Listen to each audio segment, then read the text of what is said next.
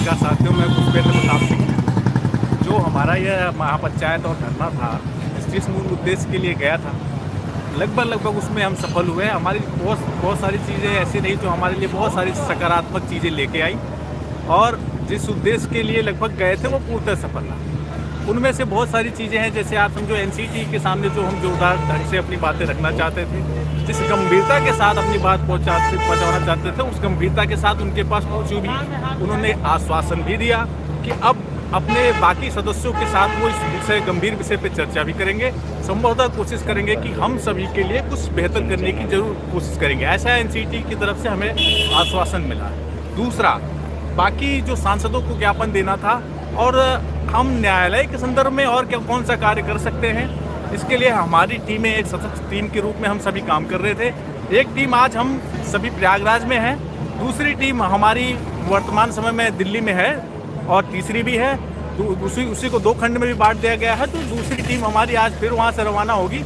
लेकिन एक टीम को और रोका जा रहा है, वो अगले दिन भी सांसद और विधायकों को ज्ञापन देने का काम जारी रखेगी।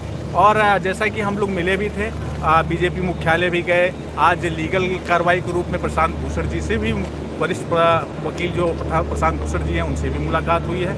हम इस संदर्भ में कहीं भी चूक नहीं करना चाहते। अब जहाँ पे जो चूक हो गई, अब वो हम ये मान के चलते हैं कि अब हमारी वो गलतियाँ थी, पर यहाँ से हम कितनी सशक्त रूप में अपनी मांग को रख सकते हैं, हम इस संदर्भ में अब काम करना शुरू कर दिए हैं। कहीं भी ऐसी वो चूक अब छोड़ना नहीं चाहते कि जहाँ से हमारी जो चीज़ें हैं वो कमज़ोर हो। इसलिए साथियों और एक और बात कहना चाहता हूँ कि बीएड हमारा एक परिवार है।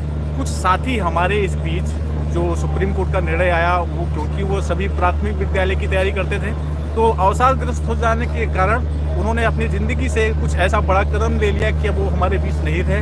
लगभग 3 साथियों की ऐसी खबर है।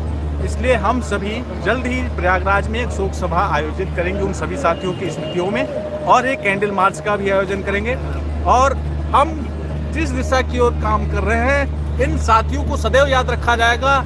इसलिए याद रखा जाएगा क्योंकि ये हमारे परिवार के सदस्य थे, और हम इसी दिशा की ओर, एक परिवार जैसा हमारा होता है, सभी सदस्यों की जो भूमिका होती है, हम उसके लिए निरंतर काम करते रहेंगे। बहुत बहुत धन्यवाद।